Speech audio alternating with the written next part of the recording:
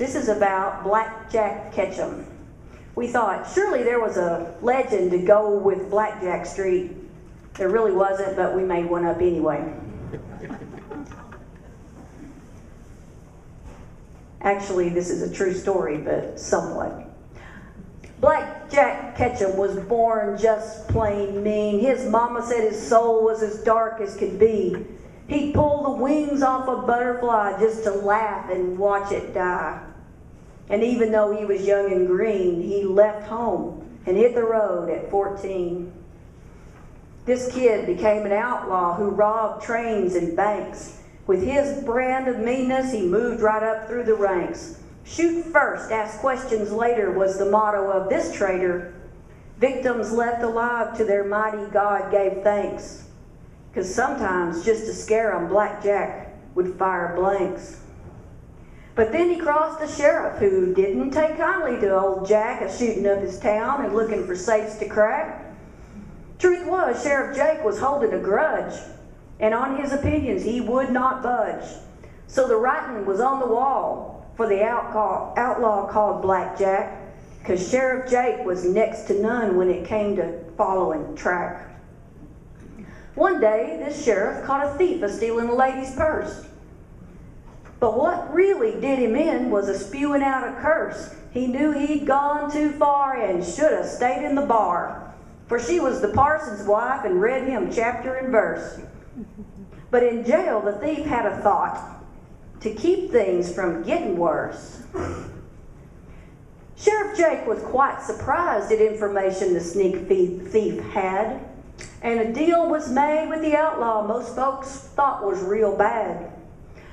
The thief would take him to Blackjack's camp for a steak dinner and a pardon with a legal stamp. A posse was raised and told to bring all the ammo they had. They came one and all, right up the eldest granddad. Just as the sun went down, the thief led the posse out. And when they saw the campfire smoke, there was not a doubt. Sheriff Jake told the posse to stay put. He would go ahead, alone, on foot.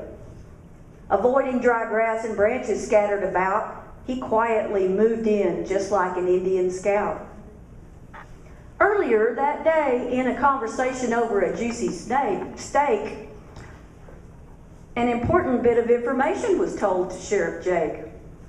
It came to him as he looked down and happened to see a wiggle of brown. There was something sure to give Blackjack the quakes, because that rough and tough outlaw was terrified of snakes.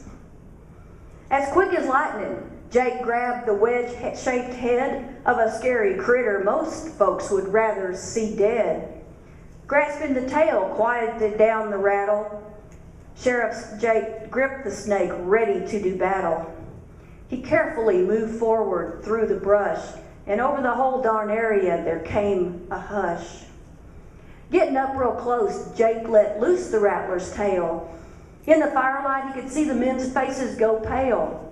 Jake slung the snake toward Blackjack, but the posse moved in when it hit the outlaw's back. They must have thought it was the devil himself, the way those outlaws wailed. And in the chaos, any attempt to escape completely and thoroughly failed. The trial was short. The expected sentence was read. Blackjack Ketchum would be hanged until he was dead. But the hangman miscalculated, and the outlaw was decapitated. Nobody quite believed what the photographer said, that the corpse lay on the ground minus the head. But Jack's noggin was in the sack, severed at the stem, so it was in pieces they buried the man condemned. The sheriff's badge would be nothing but rust, and the hangman's noose nothing but dust, before the law dare hang anybody again. And such is the legacy of the man we know as the outlaw Blackjack Ketchum.